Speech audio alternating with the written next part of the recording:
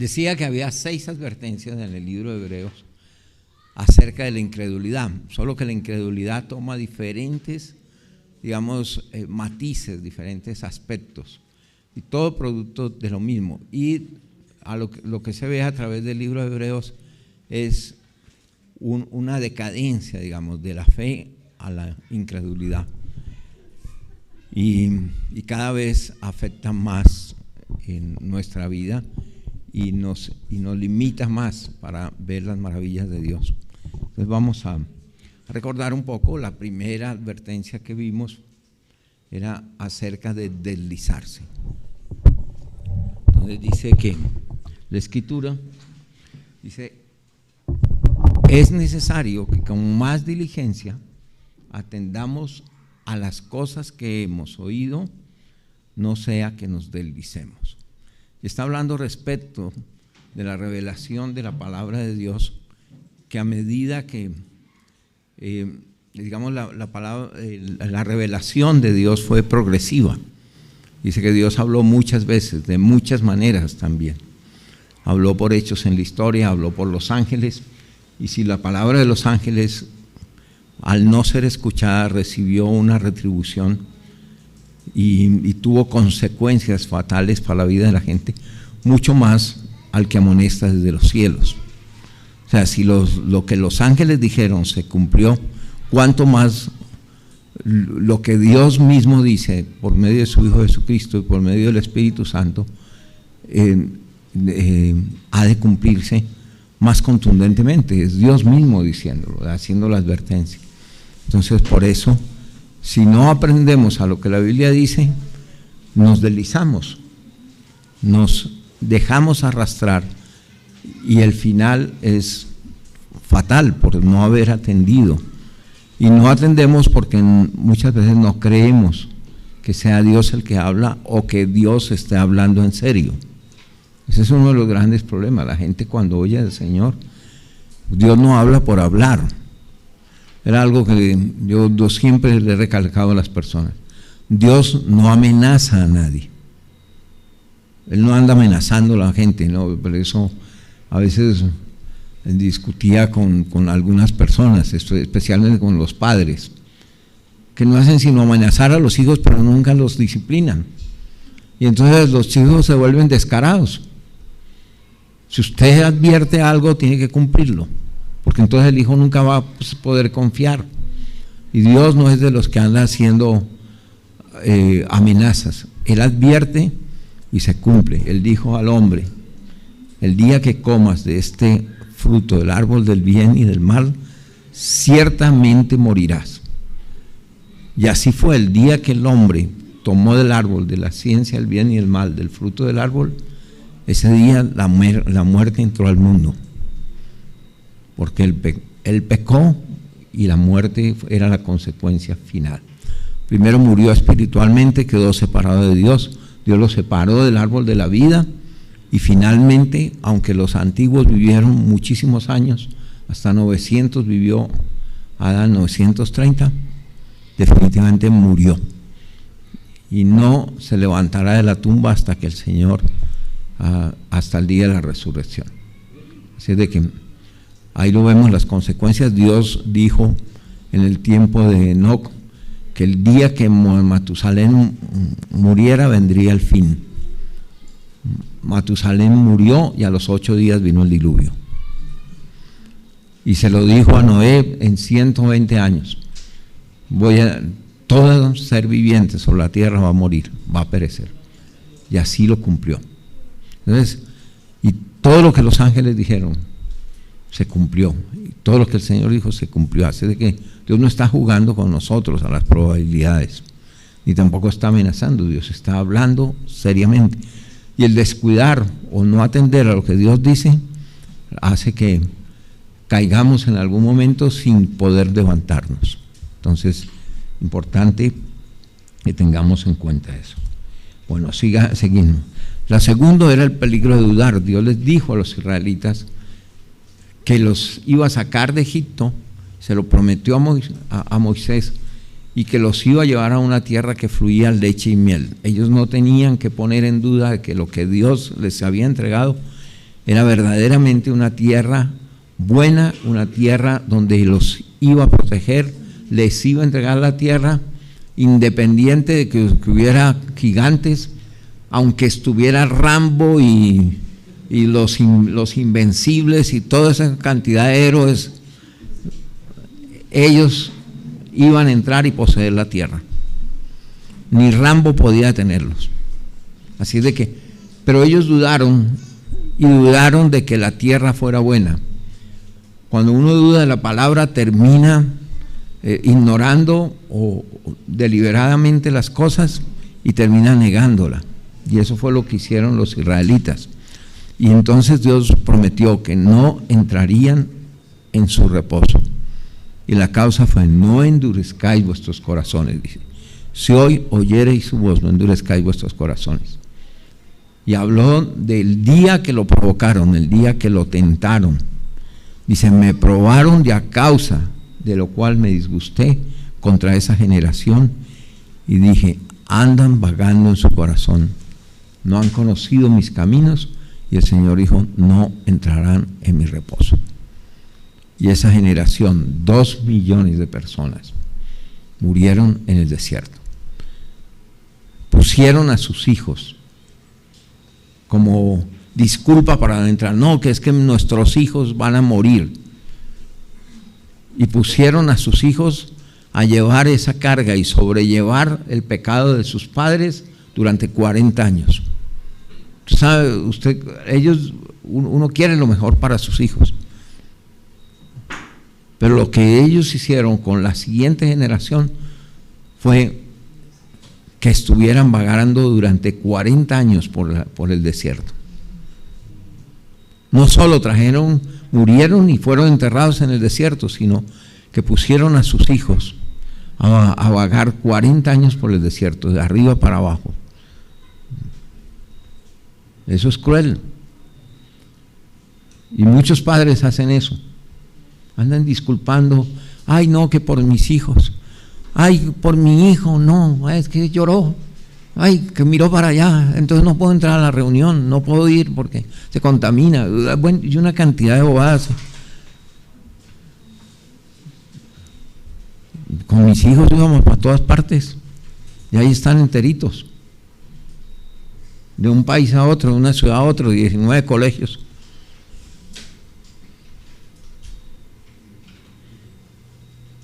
¿Como 19 o 9? 9.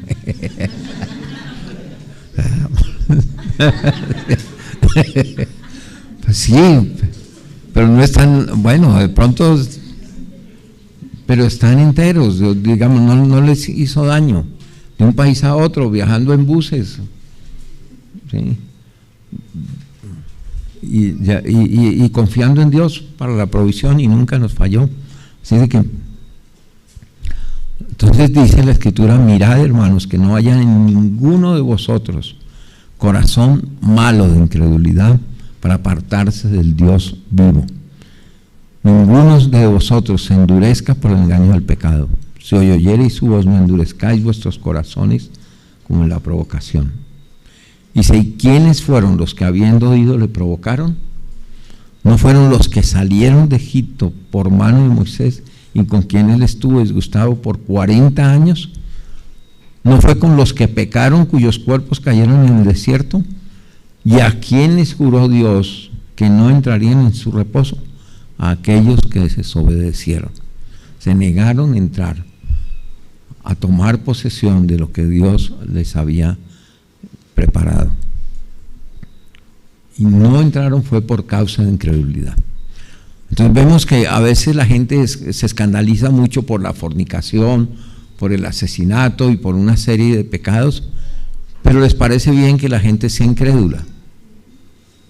Pero es uno de los pecados más graves. Aquí no está diciendo que no entraron en la tierra prometida por fornicar, ni por ser idólatras, ni por robar, ni por nada de esas cosas. No entraron por la incredulidad. La incredulidad es un pecado grave. Por eso dice la Escritura que temamos, no sea que permaneciendo aún la promesa de entrar en su reposo, parezca que algunos no la hayan alcanzado. La Escritura nos manda a temer. Ahora, muchas veces el Señor sí dijo, no teman. No teman al hombre, no teman las circunstancias, no teman las luchas que han de pasar, ni las situaciones, pero sí teman algunas cosas. ¿Sí? Teman a Dios y temamos aquellas cosas que sí debemos temer. Los israelitas tuvieron miedo de los habitantes de la tierra, pero no tuvieron temor de Dios. Y lo que no hicieron los gigantes que habitaban en esa tierra y la gente que habitaba en esa tierra, lo hizo el Señor, los hizo morir en el desierto. Por su incredulidad y por decir que Dios los había llevado a morir allá en esa tierra. Porque la persona que ignora la palabra de Dios, que no la tiene en cuenta, termina rechazándola, resistiéndola y negándola. Entonces ahí está.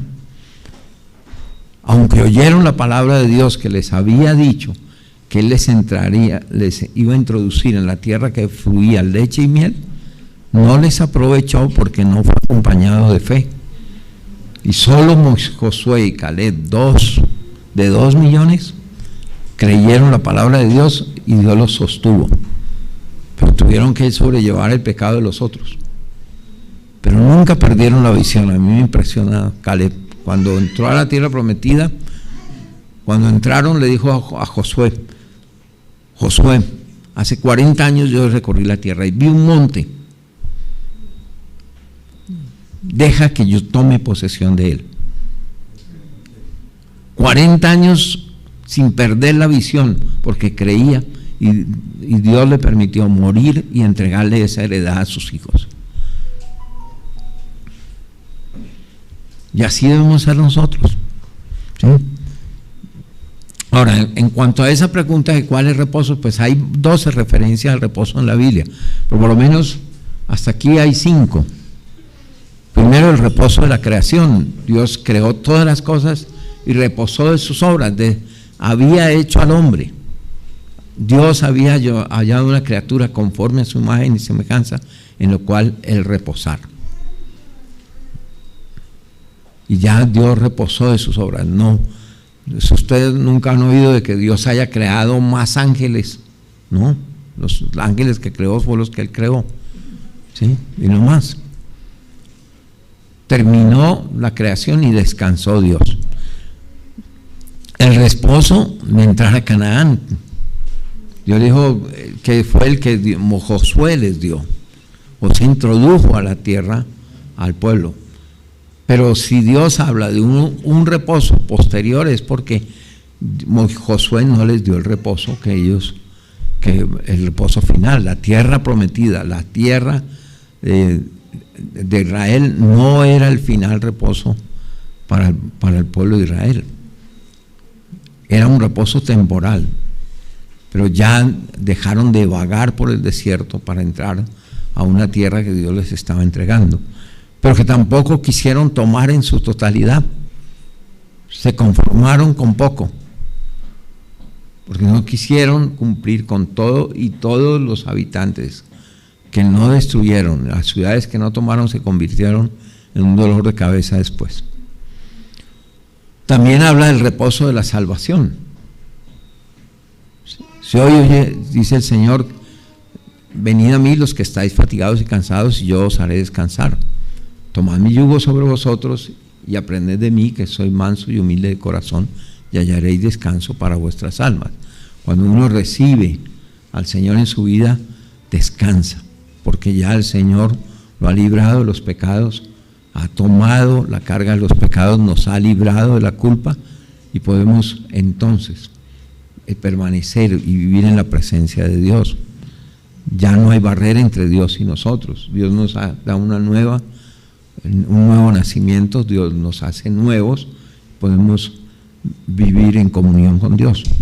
Pero no es ese el reposo del cual está hablando acá. Está hablando del reposo de la consagración, el reposo de confiar en Dios. Y para confiar en Dios debemos entregarnos a Él. Lo que decía, hombre, ¿cómo yo puedo retener, digamos, las bendiciones de Dios? A veces no me puedo ni sostener en pie, ¿qué más podemos decir, no?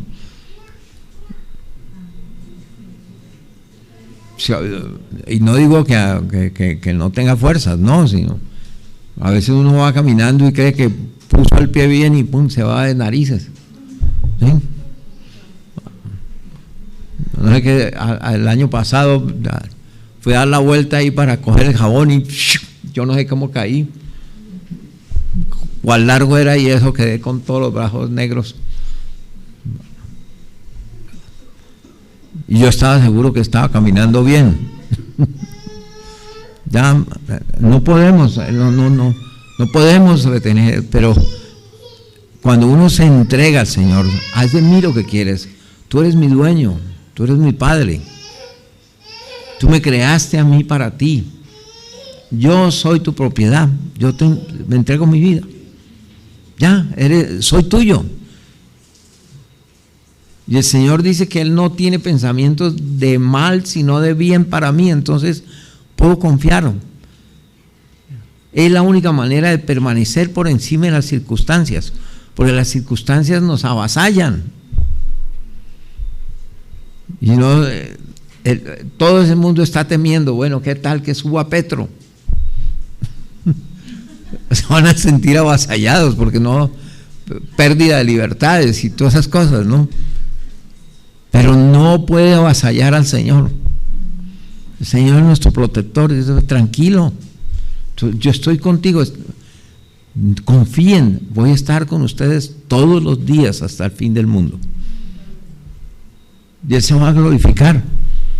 Y si nos toca entregar la vida, bueno, a descansar, vacaciones, y vacaciones eternas. El disfrute de todas las bendiciones de Dios. Allá sí que se descansa. Por eso dice, dale, Señor, el descanso. No hay que pedirlo, ya están allá.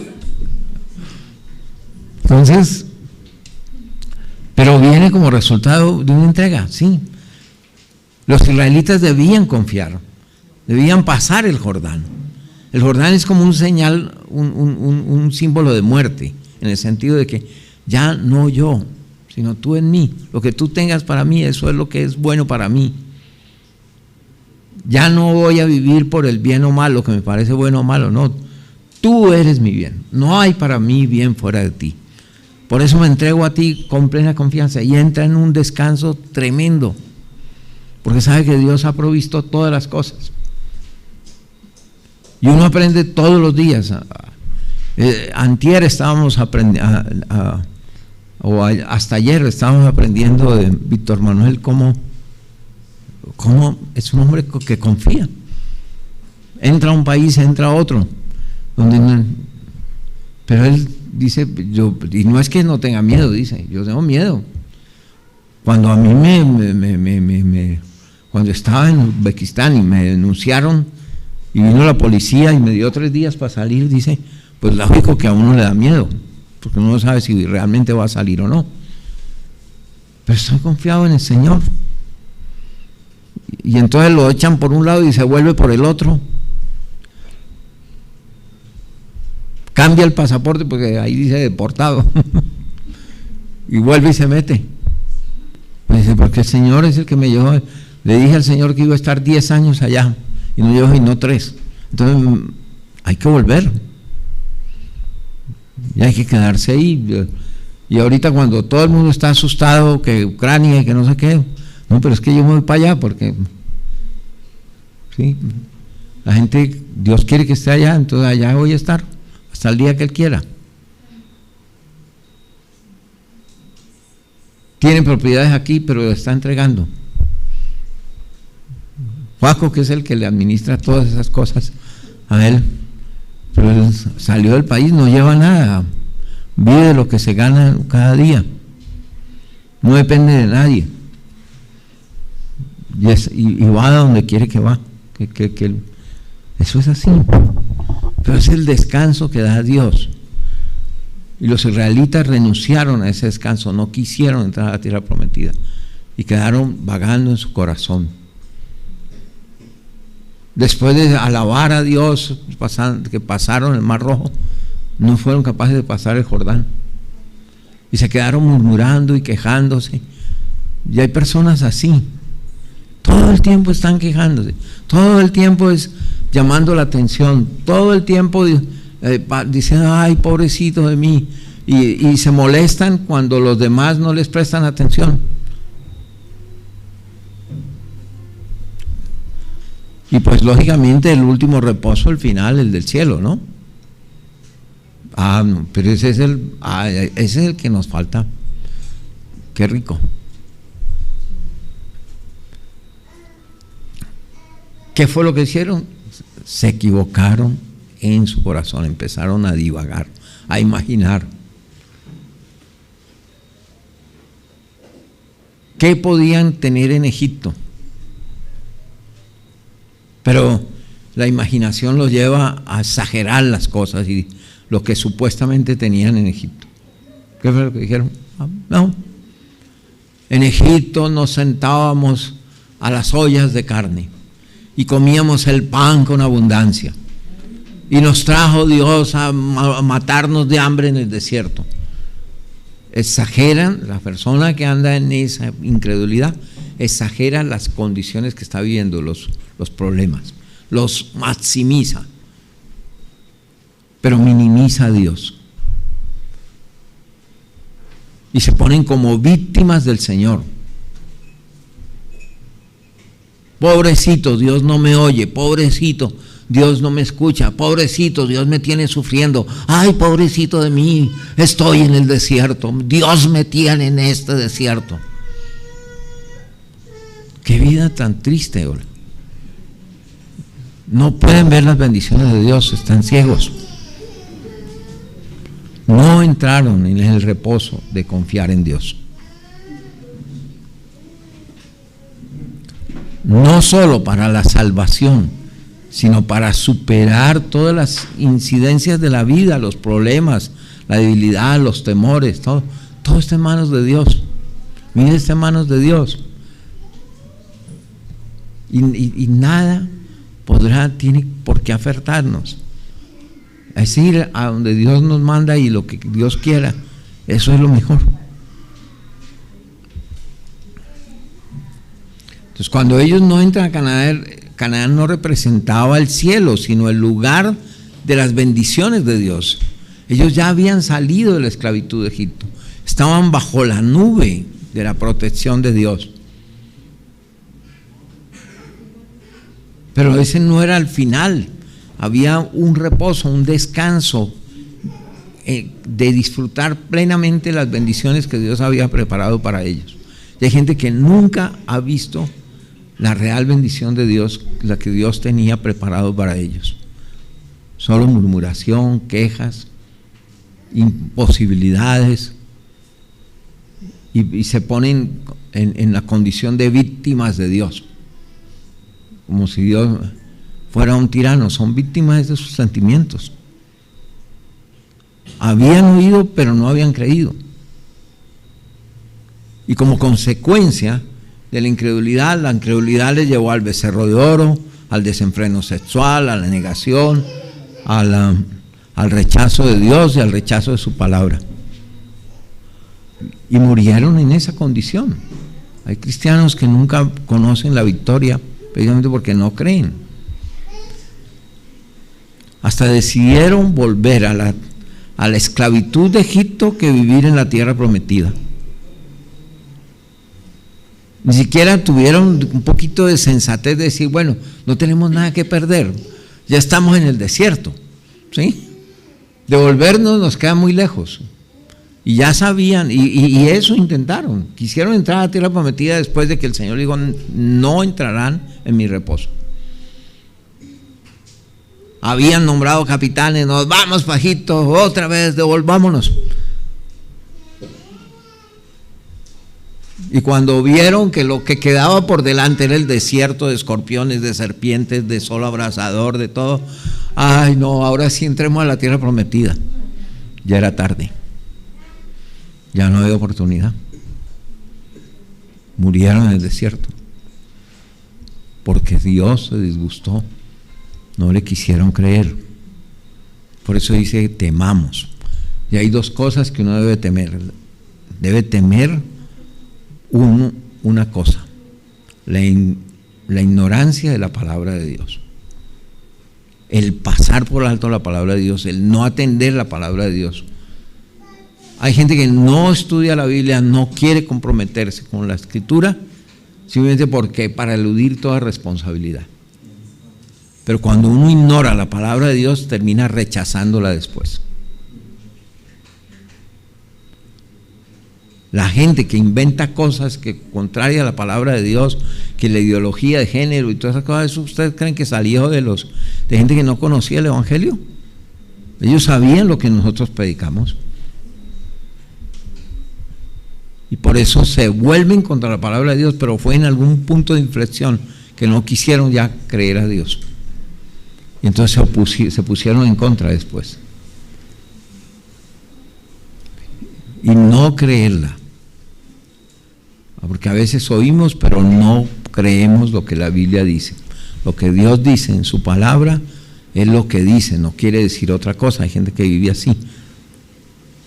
No, es que la Biblia no quería decir eso, quería decir otra cosa. No, la Biblia dice lo que quiere decir. Y punto. No invente que Dios quiso decir otra cosa a lo que está diciendo. Créalo y tema lo que la palabra de Dios dice cuando hace estas advertencias. Y el tercer peligro, el de los oídos embotados, ¿cierto? Gente que se ha hecho tarda para oír. No quieren oír nada que sea difícil de entender. Cuando hay un poquito, cuando tienen que hacer un esfuerzo mental, cuando tienen que arrodillarse para pedir claridad a Dios sobre un asunto, ay no, están cansados. No, eso es muy difícil. No, a mí hábleme del Salmo 23, pero solo el primer versículo. A mí hábleme de cosas buenas. No tienen. La palabra de Dios hay que pagar un precio por ella, hay que tomar el tiempo para estudiar, para preguntarle a Dios, para esperar su respuesta. Pero nada, quieren solo mensajes suaves, mensajes light, ¿sí? Que les hablen de prosperidad, de bendición, pero no de las demandas de la palabra de Dios. Eso sí no lo quieren oír. Y cuando a alguien le llama la atención se vuelven muy susceptibles y se molestan, les dicen, le hacen alguna amonestación y yo no vuelvo y no lo saludo y no venga a mi casa y se le esconden a la gente y no le contestas al teléfono. Esa susceptibilidad es pecado. Si quería saber, es pecado. Tanto como fornicar, como mentir, como todas esas cosas. La susceptibilidad es carnalidad. Y entonces se vuelven susceptibles y se ofendan por cualquier cosa. Ya andan paranoicos, creyendo que todo el mundo está hablando de ellos, y están hablando mal y que quién sabe qué están pensando. Son demasiado orgullosos. Porque por lo general la gente no está pendiente ni de uno tanto como uno cree. La gente está metida en sus problemas. Uno no es el objeto de los pensamientos de otra persona, a menos que esté enamorado. Sí, eso es cierto. Culpan a los demás de todo lo que les pasa, o si no terminan culpando a Dios. Como les digo, siempre quejándose. Es que Dios me tiene en el desierto, Dios no me está tratando, Dios me tiene enfermo, no. Usted se enferma porque se alimenta mal, usted se enferma porque comete pecados que lo que producen enfermedad. Tantas cosas. Muy pocas veces el Señor, digamos, tiene un trato y permite que la enfermedad llegue a la vida de uno, digamos, donde uno no es responsable por eso. No conocen la palabra de Dios. Andan como niños, ¿sí? Vaya, dígale a los niños, bueno, ¿qué quiere ver en la televisión? ¿Un programa de un debate ideológico? No, el niño quiere muñequitos. ¿Sí? No, póngame a mí a muñequitos de los Power Rangers o lo que sea, ¿no?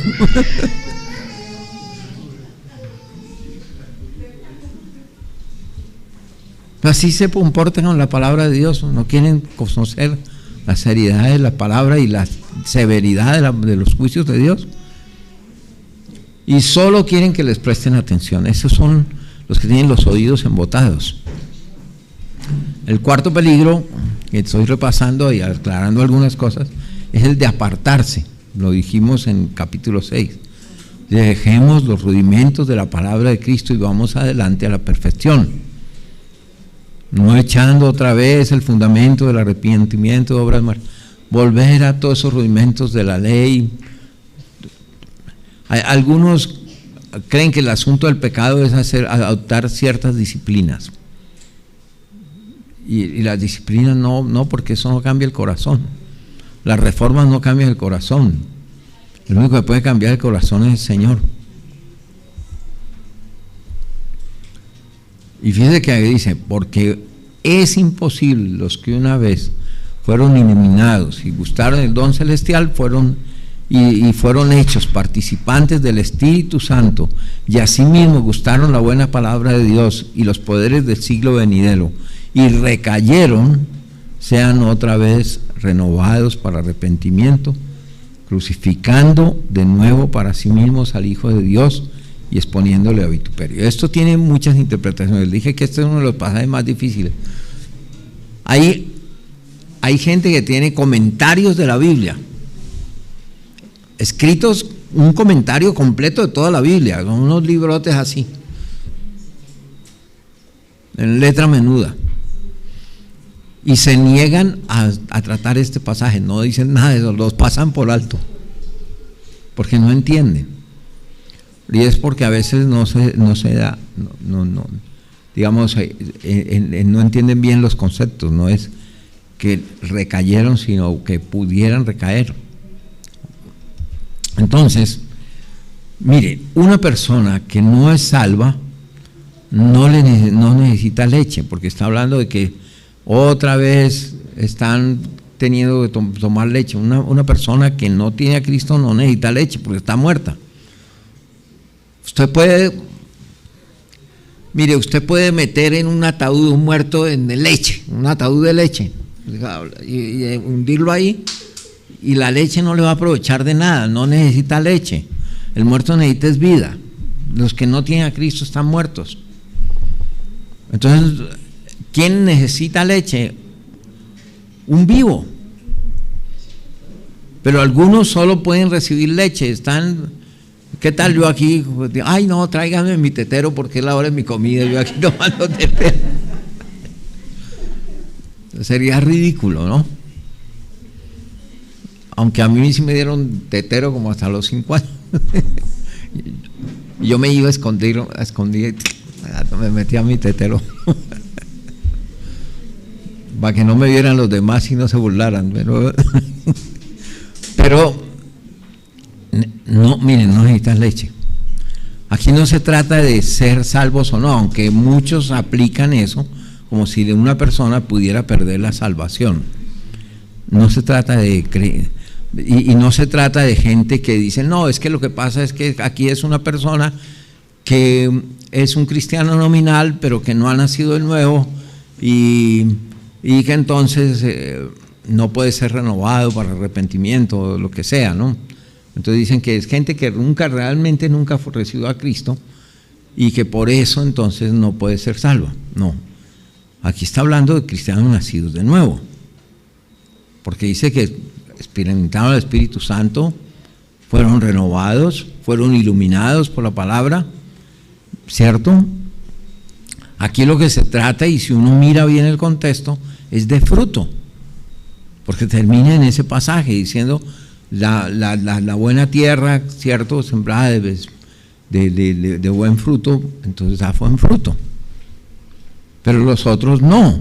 Mire, dice, en los últimos versículos. Pero dice que la tierra que no produce frutos sino espinas de abrojo está próxima a ser maldecida y ser quemada, ¿cierto? Entonces, ¿qué quiere decir esto?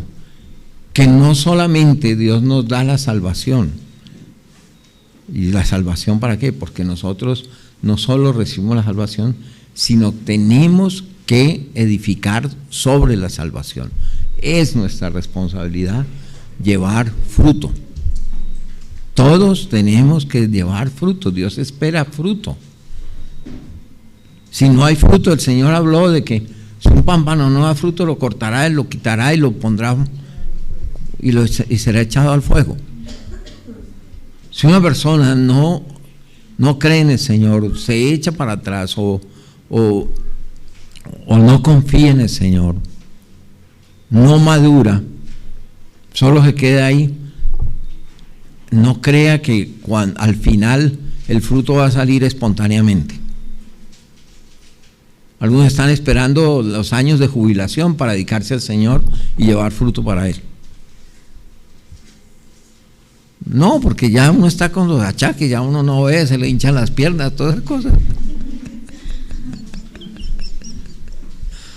¿Serio? Yo me gozo de haberle dado mis mejores años al Señor. Ahora recojo el fruto.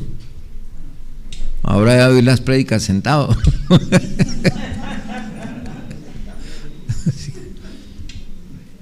Pero que caminé. ¿Sí? Y cuando tuve fuerza lo hice.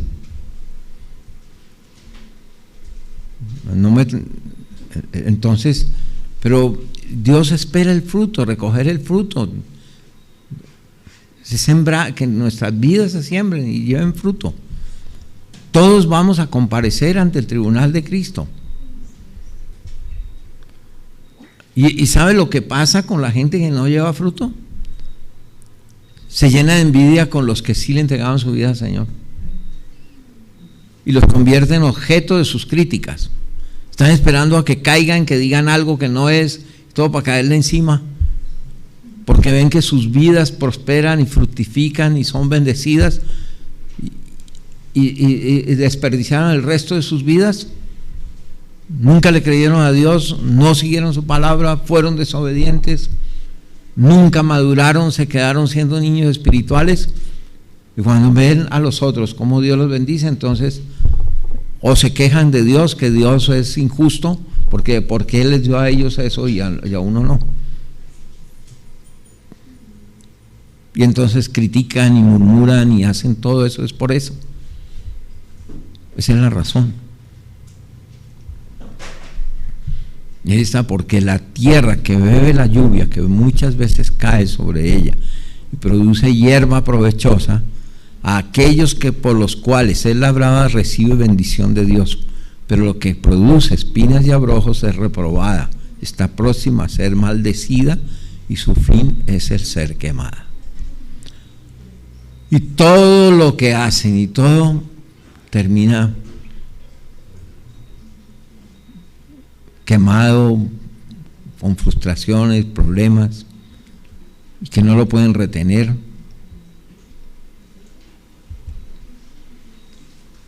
Mira, hay hombres que cayeron. Pedro cayó, mintió, negó al Señor. Juan Marcos abandonó la misión y después quería que lo volvieran a meter ahí. Y Pablo le dijo, no, ya, con este no viajo. Los mediocres son divisionistas. Los mediocres hay que hacerlos a un lado porque interrumpen la obra de Dios. Esa gente que por un momento le arranca a Dios y después se echa para atrás y después no sirve. Pero aún así Juan Marcos fue restaurado por Bernabé y fue útil al Señor, pero se dejó restaurar, ¿no? Pero por lo general a mí me queda una imagen muy fuerte, ¿no? Por ejemplo, la experiencia de Ruth. Eran 2 hermanas, hijas casadas con los 2 hijos de Noemí. Y Noemí les dije, me voy para mi tierra, yo me voy, quédense aquí, cásense, aquí tienen un futuro. Y Ruth dice, no, yo no te dejaré, tu pueblo será mi pueblo, tu Dios será mi Dios. Tuvo fe y arrancó con Noemí.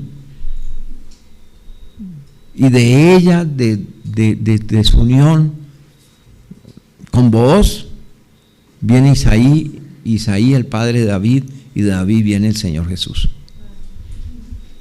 Y era una moabita, ni siquiera era israelita, pero tuvo fe. Y Orfa tuvo la misma oportunidad. Orfa tenía la misma oportunidad. Noemí les dijo a las 2, quédense. Y Orfa sí se devolvió y se quedó en su... Pero ¿qué se dice de Orfa? ¿Hay algo bueno que decir de Orfa?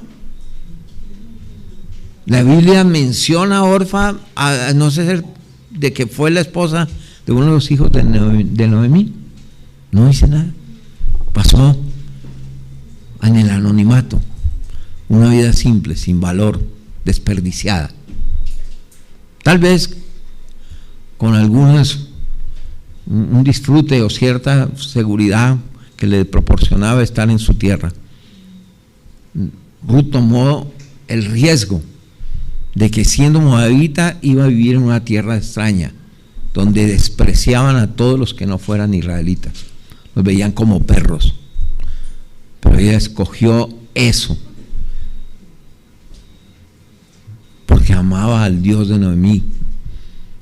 Ese será mi Dios.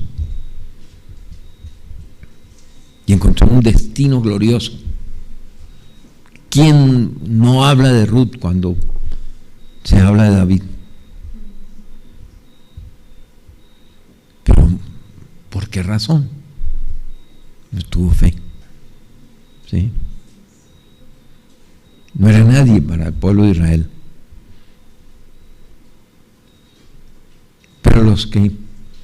Pero hay gente que no se deja tratar, no creen en el Señor, se quedan siendo niños espirituales, no pagan un precio, no arriesgan, porque aunque no es un riesgo, es confiar en Dios.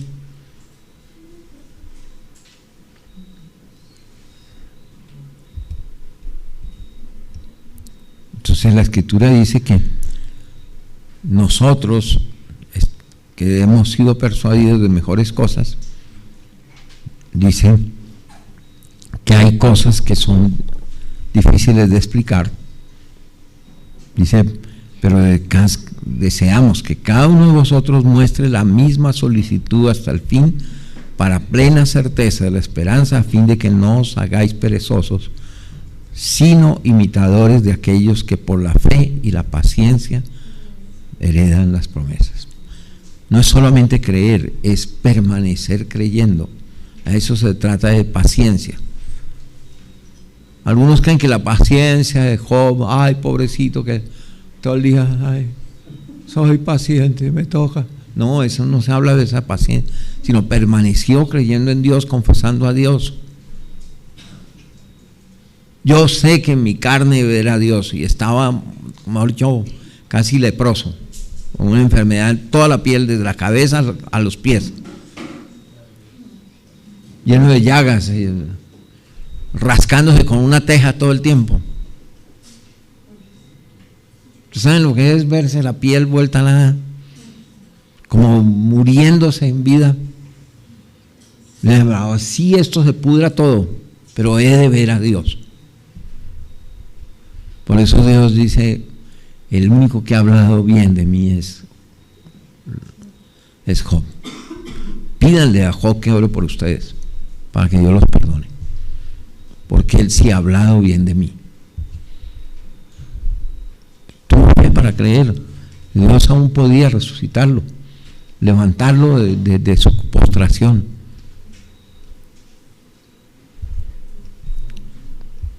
Entonces, decimos que la salvación es un fundamento, pero también se edifica sobre ella.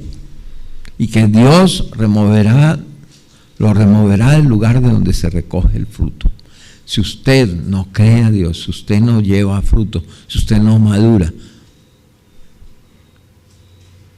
si usted se queda simplemente mirándose a sí mismo, desconfiando de las promesas de Dios, un día va a ser removido. Dios habrá avivamientos, bendiciones a su alrededor, pero Dios lo hará a un lado a usted. Usted solo verá sequía, porque se negó a confiar en Dios. Y no estoy diciendo que Dios no lo vaya a salvar, no estoy hablando de salvación, estoy hablando de su vida aquí en la tierra. Y va a ver que otros, Dios los bendice, ven cosas gloriosas y él no ve nada, ciego y sin fruto. Su vida desperdiciada y día tras día quemándose hasta la muerte.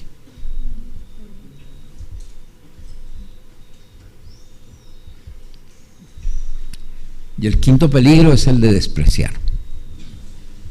Despreciar.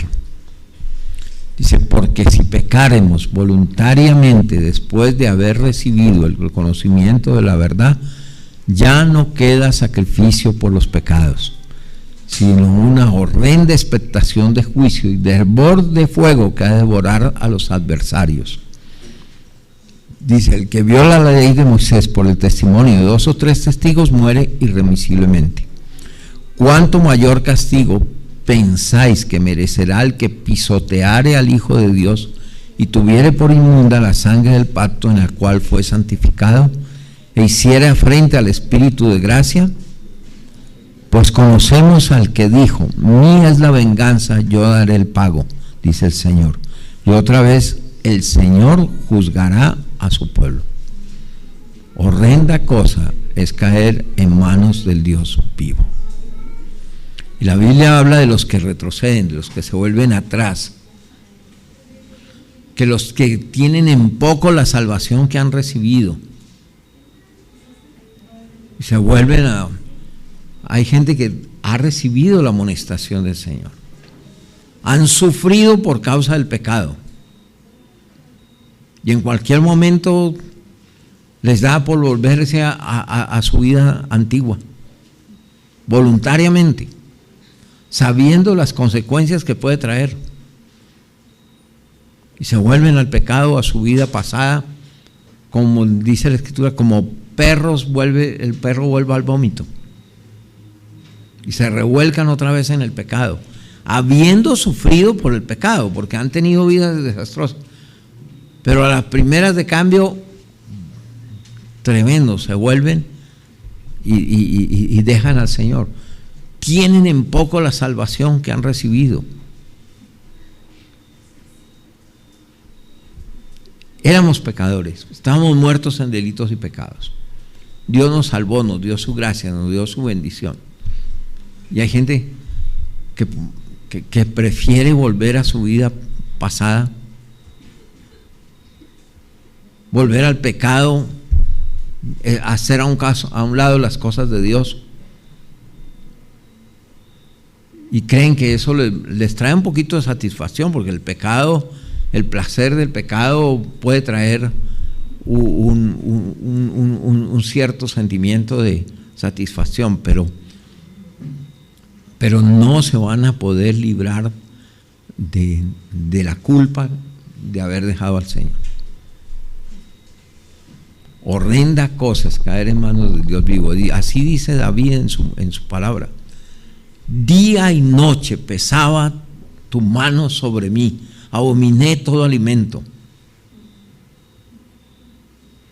Nada lo satisface. Recuerdo que un día fuimos a comprar una madera con Chepito para hacer un mueble que queríamos hacer en mi casa, y él me acompañó y todo. Encontramos ahí a los vendedores, esos que venden madera por allá en la calle, por el lado del Parque Los Mártires, por ahí hay unas madereras, y entonces fuimos allá. Y entonces,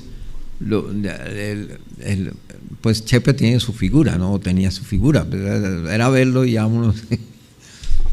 En la universidad le decían Jeremías Copete, porque tenía un copete blanco, el resto negro. Ya después fue blanco todo, pero le decían Jeremías Copete porque tenía cara de profeta, ¿no? Y lo era.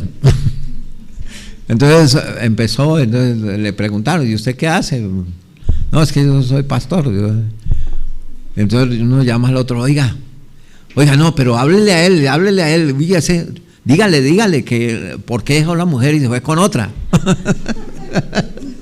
Y empezaron a echarse, a decirse los pecados del uno del otro para que Chepe lo supiera. Chepe apenas se reía, ¿no? Y entonces de un momento a otro dijo no. Entonces dijo no, es que mire, uno se mete en eso del adulterio y ya nada lo satisface. Entonces ya, como uno no está contento, entonces tiene que buscar a otra mujer, y como esa no la contenta, entonces busca otra, y cada vez disfruta menos. Dijo Chepe, sí, así es, ya nada lo satisface, y el sentimiento de culpa, porque ya no puedes quitarte eso de encima. La Biblia dice, no hay paz para el impío. Algunos se quejan porque no pueden dormir y andan tomando pastillas para dormir y no se hallan a sí mismos, nada los satisface. ¿Por qué? Porque dejaron al Señor. Y creen que haciendo cosas buenas, bueno, entonces me voy a dedicar a cuidar niños pobres o a limpiar leprosos en la calle para como purgar mi culpa. Y hacen cosas indeseables y todo para quitarse el sentimiento de culpa, y lo único que hayan es vacío y un sentimiento de indignidad y ya hasta vergüenza les da de volver al Señor. ¿Y cómo van a presentarse ante el Señor en el día del tribunal de Cristo? Nada, ya su vida se vuelven inútiles.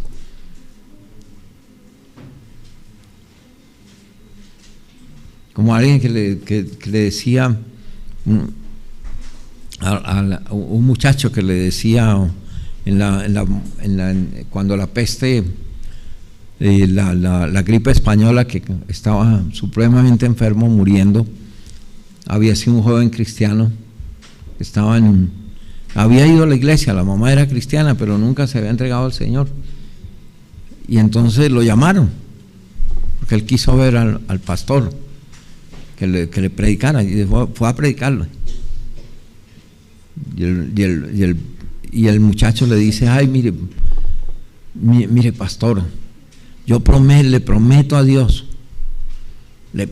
Dios que si me saca de esto, yo le entrego mi vida a Cristo, y ahora sí voy a hacer todas las cosas que no hice para Dios. ¿Qué le dijo el predicador? Esas son las palabras que te llevan al infierno. Vas a morir. No vas a vivir. Estás en estado terminal, vas a morir.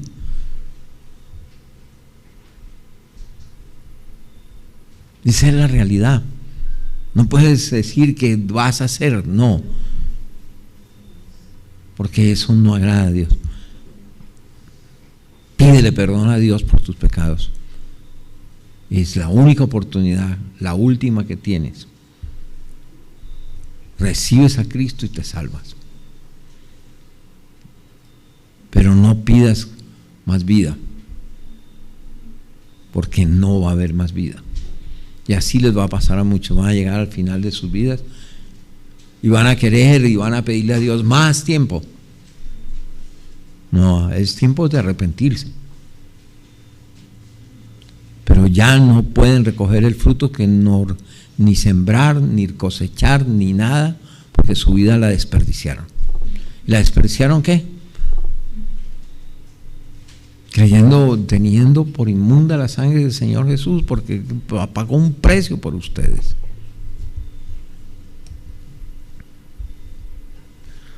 dice, ¿no?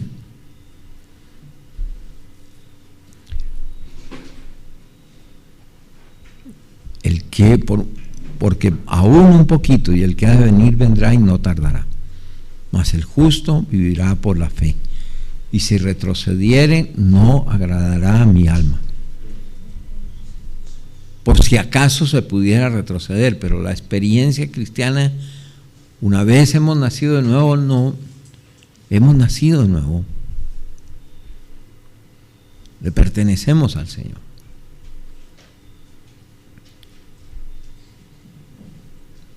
Ya no se puede volver para atrás las cosas. ¿Sí? Por eso dice, nosotros no somos de los que retrocedemos para perdición, sino de los que tienen fe para preservación del alma. ¿Qué era lo que pasaba con los judíos? Que muchos estaban volviéndose después de haber conocido al Señor, después de haber recibido la salvación, después de haber conocido, ahora estaban volviendo al templo a ofrecer sacrificios, cuando ya el sacrificio por su vida ya había sido entregado a través de la cruz de Cristo. Y entonces simulaban ante el pueblo judío estar obedeciendo la ley de Moisés. ¿Por qué? Porque habían sido expulsados cuando estas epístolas se escribió, el templo estaba en pie todavía. Eso fue destruido unos años después, pero el templo estaba y había sacrificios y ofrendas y todas las cosas, y estos habían recibido a Cristo, pero habían sido excluidos de la comunidad judía. Ya no podían ir al templo, no los recibían, pero ellos querían participar de eso. Entonces volvían allá para hacerse pasar por judíos después de haber conocido al Señor. Entonces estaban diciendo en ciertas palabras que el sacrificio de Cristo no era suficiente o no tenía sentido en su vida después de haber nacido de nuevo, después de haber conocido al Señor. No entendían que aparte del sacrificio de Cristo por nuestros pecados, no hay más sacrificios que puedan salvarnos. Y ellos ya lo habían entendido. Los otros sacrificios eran figura del sacrificio que Jesús iba a hacer, pero no salvaban.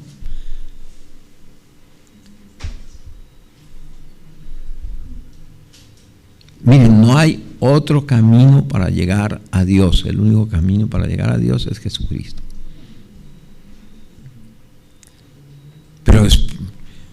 Pero muchos quieren volverse atrás y negar al Señor. No puedes. O pretenden, como muchos dicen, bueno, yo peco y después vuelvo a recibir a Cristo. No hay. Ya no hay más sacrificios por el pecado. Es el único sacrificio posible. Entonces, para la gente, volverse a ofrecer esos sacrificios era una rebelión deliberada contra Dios. Dios lo consideraba rebelión, el volver a ofrecer sacrificios legales y volverse a la ley. Ahora, si cuando Cristo vino y murió, su obra de redención, estaban diciendo que no era adecuada, si no fuera adecuada el sacrificio de Cristo por nosotros, nada más hay adecuado o apropiado para salvarnos. Lo único apropiado y para nuestra justificación es el sacrificio de Cristo. Pero horrenda cosa es caer en manos del Dios vivo.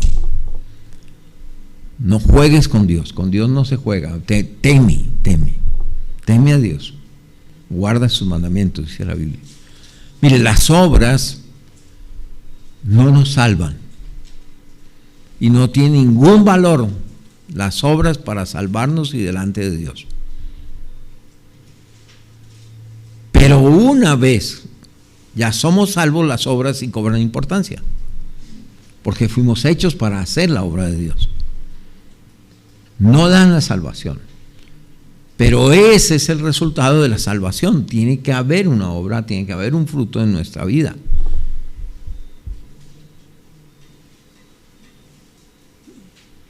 Y muchos van a presentarse ante el Señor y van a sentirse avergonzados porque de no haber entregado sus vidas al Señor, de no haber confiado en Él, de no haberse consagrado, porque Dios espera fruto. Y el no llevar fruto es como despreciar lo que Jesús hizo por nosotros.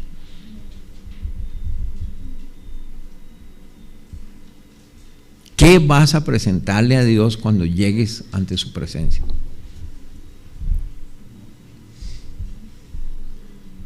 Va a decirle: Señor, déjame otro tiempito más, devuélveme a la tierra para hacer lo que no hice todo el resto de mi vida.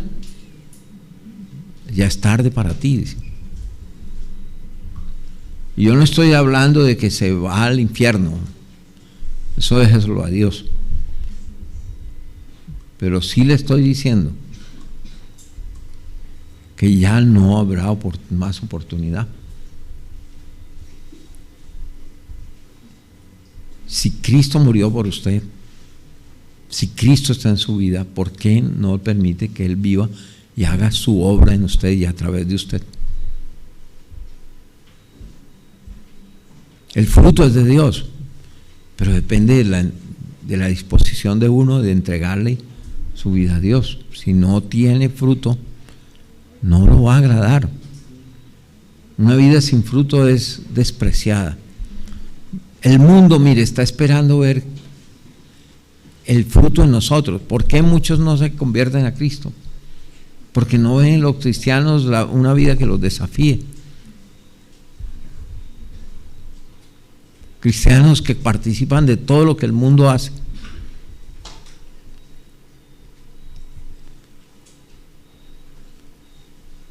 Qué frustración a veces, cristianos que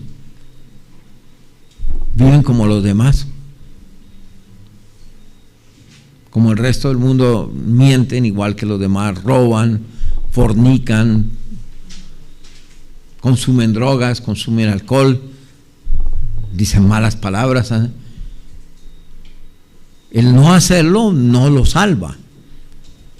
Pero una vez salvo, se espera que un cristiano exprese la vida de Cristo, lleve ese fruto y que los demás lo vean.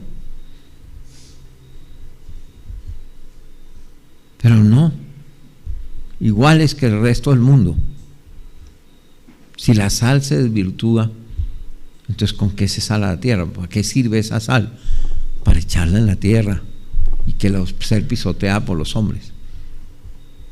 Esos cristianos de mal testimonio, a veces hasta la prensa se complace en mostrar lo débiles que fueron y los traidores con el Señor. Qué descrédito para el Señor y qué descrédito para ellos, ¿no? ¿Cómo se va a presentar un cristiano delante del Señor cuando ya me dijo y el Señor le cruce los brazos? ¿Qué hiciste? ¿Qué hiciste? ¿Tú crees que eso me agrada a mí? ¿Eso me glorifica?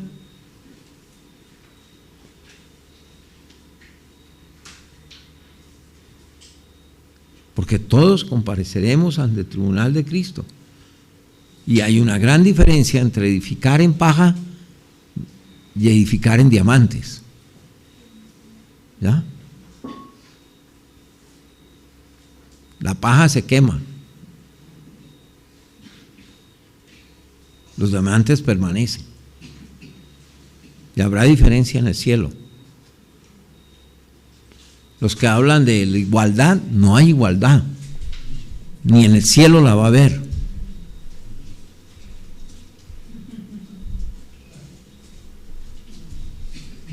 No todos van a tener la misma gloria y el mismo disfrute en el cielo.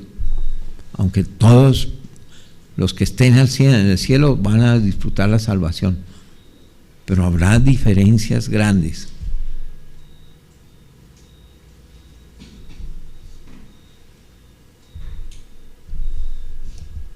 Y el sexto peligro, el peligro de negar y rechazar. Y esto es algo tenaz, dice: mirad que no sea que alguno deje de alcanzar la gracia de Dios, que brotando alguna raíz de amargura os estorbe, y por ellas muchos sean contaminados. No sea que haya algún fornicario o profano como Esaú, que por una sola comida vendió su primogenitura. Porque ya sabéis que aún después, deseando heredar la bendición, fue desechado, y no hubo oportunidad para el arrepentimiento, aunque la procuró con lágrimas. Mire, la gente resentida y que tiene resentimiento y amargura en su corazón causa muchos problemas en la iglesia. Ellos creen que son el centro y que los problemas son de los demás, pero ellos son el problema. Deje de criticar a los pastores, deje de criticar a los demás cristianos.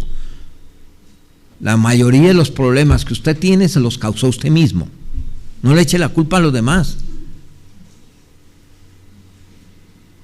Es su mala vida, su mal corazón el que lo tiene así. Pero no le eche la culpa a los demás. Antier estaba oyendo a una mujer que nunca le echa la culpa a alguien que nunca conoció, nunca lo trató ni siquiera un centímetro. No sabe ni cómo era su cara y estaba echándole la culpa de todos sus males. Y inventando males. Diciendo: no, es que el nombre de él no era eso, era otro, y era él tuvo que salir de su país huyendo porque era un criminal. Y le dije: ¿cuál no era el nombre de él? ¿Usted quién está hablando? Si yo mismo lo acompañé a sacar su partido de autismo. Y su propia, porque había salido del país hacía mucho tiempo y tenía una cédula colombiana de extranjería y un pasaporte colombiano. Quería tener el pasaporte de su propio país, tenía que hacer todos los papeles de nuevo porque hacía 30 años que no iba. Y yo le saqué los certificados. ¿Qué otro nombre? Ni que nada. Dije: usted deje de ser mentirosa. ¿Usted qué está viviendo? ¿Usted estuvo alguna vez ahí? No, que me iba a violar. ¿Pero cuál iba a violar? ¿Cuándo? ¿Estuvo alguna vez a menos a 10 metros? No, ni siquiera, nunca lo vio. Gente amargada, frustrada, y si alguien dice, le cree. Y difaman a todo el mundo. La mayoría de los problemas que usted tiene se los causó usted mismo. Y si tiene problemas, no acepta la solución a veces que Dios le está presentando, y por eso permanece en lo mismo. Pero ahí está hablando de Esaú. Dice que por una sola comida perdió su primogenitura. ¿Sabe qué fue? Es que él no quería bendiciones espirituales. Ya hay cristianos así, a eso llegan. Lo único que quieren es que Dios les dé plata. Lo único que quieren es que Dios les dé lo que ellos quieren, viajes y todo, pero no quieren nada de Dios, no quieren saber quién es Dios, no quieren nada espiritual, no quieren saber ni recibir de la vida de Dios, ni expresar la vida de Dios en sus vidas. Hay cristianos así. Eso es lo que se llama fornicación espiritual. Dios había entregado su vida por ellos, pero ellos quieren una cosa, y así fue. Esaú creyó que el ser, digamos, el predecesor o estar en la línea genealógica del Mesías que venía a salvar al mundo era poca cosa, y las bendiciones que venían tras Jesús no le interesaba. Lo vendió por un plato de lentejas. Y aquí habla de un profano como Esaú, que rechazó, negó a Dios, no quiso nada con Dios, solo quería lo material. ¿Y sabe por qué lloró? Es que a veces presentan a Esaú como una pobre víctima de Dios, que estaba arrepentido y que fue a Dios y Dios ya no le dio oportunidad para arrepentirse, entonces lo desechó. No fue eso. Él nunca se arrepintió porque nunca quiso nada de Dios. Hay gente que recibe a Cristo por A o B razón, pero eso no quiere saber de Dios. En eso termina la incredulidad. Usted empieza no creyendo, usted empieza ya perdiendo interés en la palabra de Dios, ya no quiere ignorarla o la ignora. Y finalmente termina rechazándola.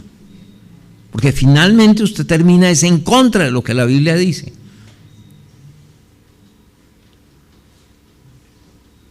La ignorancia lleva al rechazo. Como usted ignora, entonces rechaza todo lo que la Biblia dice y se pierde todo, porque no tuvo nunca ambición por Dios, nunca deseó a Dios. Entonces, eso fue lo que hizo Esaú, lo despreció. ¿Por qué lloró?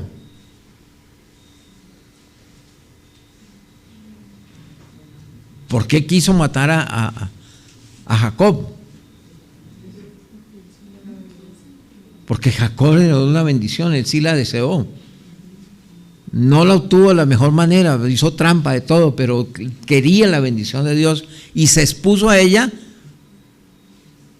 y por tenerla tuvo que vivir extranjero 20 años fuera de su casa, lejos de su tierra, lejos de su familia. Pero ¿por qué Esaú lo despreció? ¿Y por qué después se llenó de envidia con el otro? Quiso matarlo. Porque se dio cuenta que la bendición incluía también doble porción de la herencia. El primogénito recibía doble porción de la herencia. Y la procuró. Pero no porque quisiera a Dios. Es más, se fue a vivir a una tierra extraña. Buscó 2 mujeres que no eran ni siquiera de su pueblo. Jacob obedeció, se fue hasta Padán Aram para tener su mujer. Y trabajó 14 años para tenerlas. A la mujer que él amaba. Y le parecieron pocos esos años. Era un hombre apasionado, pero amaba a Dios. Y heredó la bendición. Y de ahí, heredó un nuevo nombre. Dios cambió su naturaleza.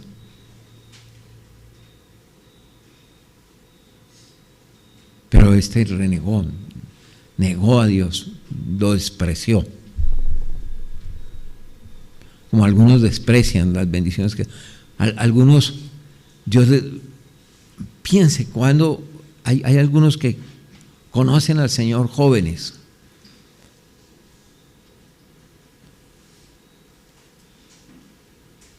y tienen la oportunidad de una vida gloriosa, pero uno oye a los chiquitos ahora, ay no, yo de esas cosas, ay, a mí no me cuente a mí no diga que soy cristiano, no están entendiendo nada lo que significa estar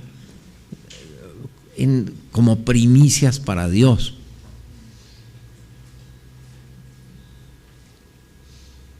Y que tienen toda una vida para glorificar a Dios y para construir una nueva país, no solo para ellos, sino para sus. No, pero desprecian todo lo que Dios. Lo único que quieren son bendiciones materiales.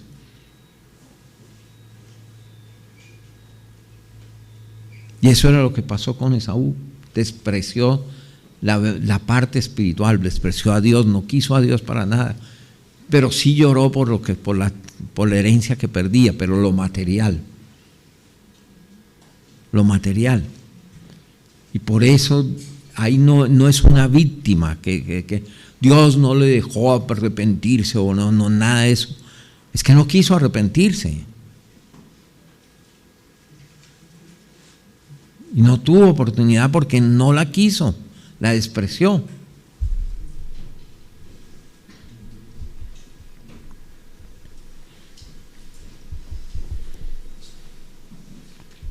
El versículo 2, de donde viene eso, dice, puestos los ojos en Jesús. Y después dice, mirad, que no haya en ninguno corazón malo, que no haya en nosotros, en ustedes una raíz de amargura, que brotando contamine a otros, porque eso sí. Y que ninguno deje de alcanzar la gracia de Dios. Y no se trata de apostatar, sino de retroceder, deje de alcanzar la gracia de Dios, de no proseguir hasta alcanzarla, de no proseguir a poseer lo que Dios tiene para uno. Y entonces se echan para atrás, se vuelven a su antigua vida. No le va a aprovechar la gracia de Dios. No en cuanto a salvación, sino que la gracia de Dios nos habilita para vivir en el nivel que Dios quiere y la vida que Dios quiere, en el poder de Dios y superar todas las circunstancias de nuestra vida. Pero si desprecia al Señor, entonces la gracia de Dios de nada le sirve. No la puede aprovechar, la desperdicia. Toda la bendición que Dios tiene preparada, toda la gracia, el poder de Dios habilitante para vivir una vida sobrenatural y gloriosa, se desaprovecha. Porque desprecian al Señor. Fornican espiritualmente. ¿Sabe lo que es fornicar, no? Es adulterar, es pervertir lo que Dios tenía. Y ahí hay muchos cristianos así, ¿no? Entonces, cuando habla de profano, la inmoralidad de Saúl es espiritual. Porque no está interesado en Dios, en reconocer a Dios, y no tiene ningún sentido de responsabilidad para con Dios. Hay cristianos que no creen que deben algo a Dios, que son responsables ante Dios por lo que hacen, y que tienen que dar cuentas al Señor, y que Dios les ha entregado una tarea, una función, tiene un propósito para sus vidas, y que deben vivir para cumplir con ese propósito, y no, viven como si Dios no existiera. Como si lo único importante es lo que su corazón desea, es lo único que pueden hacer. Entonces, y después pasan los años y están pidiendo al Señor que les dé tiempo para ahí sí hacer la obra de Dios, hacer las cosas que dejaron de hacer, y quieren que cuando ya están con COVID en una unidad de cuidados intensivos, ay Señor, sácame de aquí y ahora sí voy a evangelizar, ahora sí voy a predicar, ahora sí voy a hacer discípulos, ahora sí Señor voy a... No, estás perdido. Y aunque te levantaras del COVID, el tiempo ya no, el tiempo pasó. Hay tiempo para sembrar y hay tiempo para cosechar, pero el que no siembra no cosecha. Por eso dice la Biblia, hay que tener, digamos, esa persistencia, esa paciencia del labrador que primero trabaja la tierra para recoger el fruto. Pero tú no vas a recoger nada si no has sembrado nada. A mí me admira que hay gente que dice, yo quiero servir a Dios. Pastor, ¿por qué no divide su ministerio y me da la mitad a mí? Porque Dios me llamó.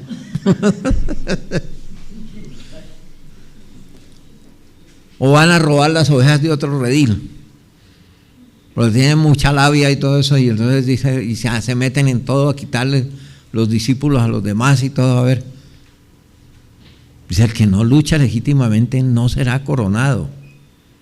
El Señor sabe. Y lo que producen es confusión en el pueblo de Dios. El que no recoge con el Señor no desparrama. Lo que hacen es desparramar. Y seguro que si una persona no ha tenido el hecho de ganar un discípulo en oración, de rodillas, de asistirlo, de buscarlo, de todo eso, seguro que no lo va a cuidar después.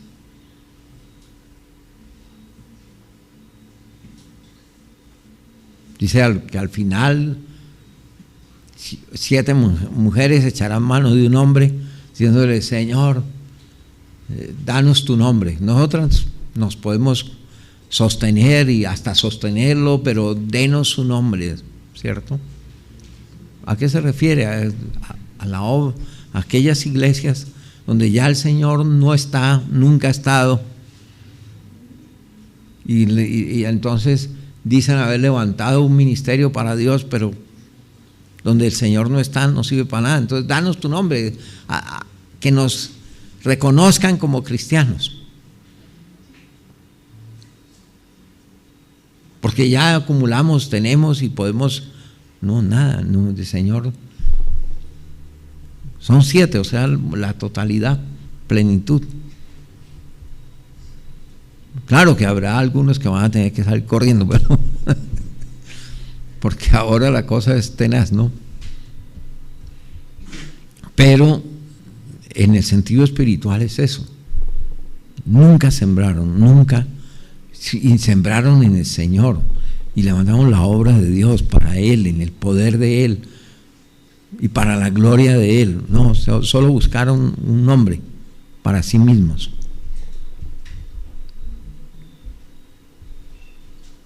Van a ser desechados.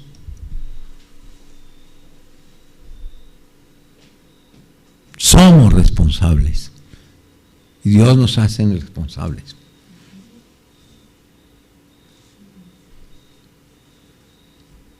Es tremendo que todas las personas que Dios pone a nuestro alrededor, Dios nos va a pedir cuentas por ellas.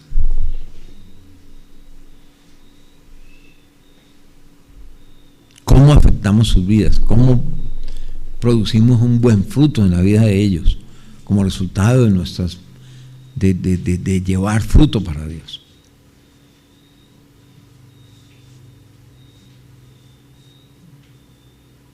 Bill Bright decía: 5 minutos que usted pasa con una persona en un lugar es la mejor señal que usted, y la única señal que Dios quiere que usted le hable de Cristo.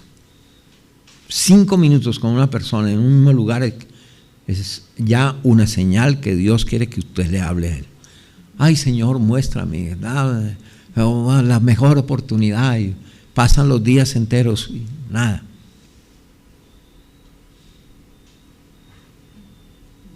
Miren los campos que están blancos para la siega. Si les cuento esa experiencia que tuve el día de ayer con este hombre, es porque así está el mundo. La gente está dándose cuenta, necesita a Dios, ya nada los llena.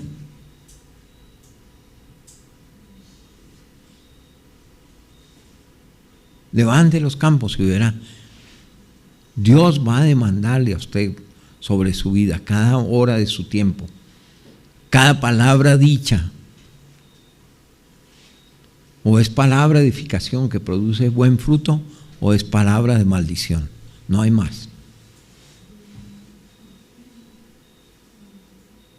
¿Por qué tengo que hablar así? Porque usted no puede venir acá y después volverse y seguir siendo lo mismo. Tiene que haber algún cambio en su vida, todo radical. Un cambio de rumbo.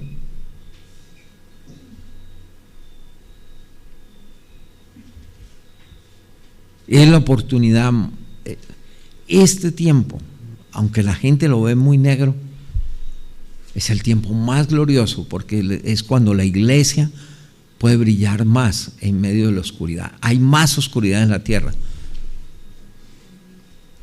pero cuando la luz resplandece. En alguna vez a un general, un coronel o un oficial metió a todo su contingente de hombres, los metió en un cuarto oscuro.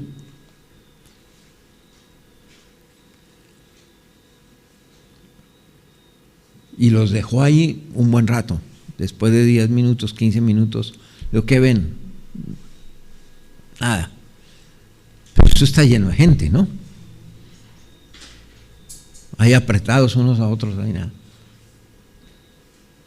¿Sabe qué hizo? Cogió y prendió un encendedor. ¿Qué ve ahora? No, yo los veo a todos, le veo las cabezas, mire. Solo era un encendedor, no necesitaban un reflector. Ya cuando los ojos estaban acostumbrados a la oscuridad, solo bastó una luz de un encendedor para que todos pudieran verse unos a otros. La luz en las tinieblas resplandece. Si en ti hay luz, debe resplandecer.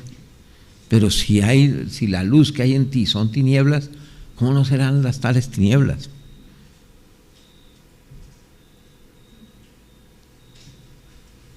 Tú eres luz, porque el Señor lo dice, no lo digo yo. Ustedes son la luz del mundo. Ustedes son la sal de la tierra. Así lo dijo. El Señor lo dijo, ustedes pueden llegar a ser luz. Si hacen esto, punto 1, punto 2, punto 3, punto 4, 5, 6, punto 10. No, Él dijo, ustedes son la luz. Usted tiene a Cristo, usted es luz, ya. Usted es sal. Y la sal se echa sobre una herida infectada y la sana. Porque así era como sanaban las heridas. Escoce, eso sí, duele, arde. Pero impide que la infección se propague. En una sociedad infectada de todo tipo de males, usted es la sal. Solo tiene que ser usted lo que Dios hizo de usted y ya hay una transformación. Ya se está impidiendo que esto se corrompa más. Ya hay luz, donde mucha gente puede moverse ya a la luz. Usted es columna, donde los demás pueden apoyarse. ¿Cómo lo hago? Simplemente ya es. Pero tiene que llevar fruto. No se puede echar atrás. Tiene que poner la mirada en Jesucristo y dejarse transformar por Él, a cara descubierta, mirarle para ser transformado conforme a su semejanza, como por el Espíritu del Señor. Él lo va a hacer.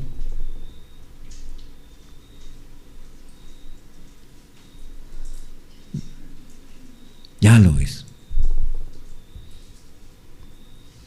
Pero si usted no cree, ya no hay nada que hacer. Usted va en un deslizadero. Usted cree que va a controlar la caída. No, usted no puede controlar nada. Cuando usted ya se desliza, el golpe avisa al final. Puede caer de pie, puede caer de narices, no sé. Usted es tutana ya. Entonces, no descuidemos esta salvación tan grande que Dios nos ha dado. Es tiempo de parar y entregar y decir y decidirse de una vez por todas al Señor. Vamos a orar. Padre, te damos gracias en esta noche. Oh Dios, aún en nuestro sueño instruye nuestra conciencia, Señor.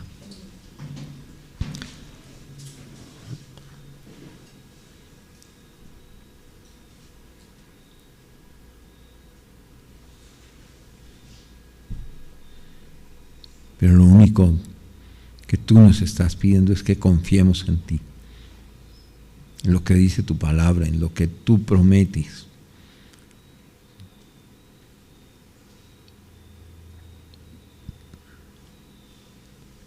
Porque aunque el mundo tiemble, y de hecho tú vas a hacer mover todo lo que es susceptible de ser movido, tú vas a estremecer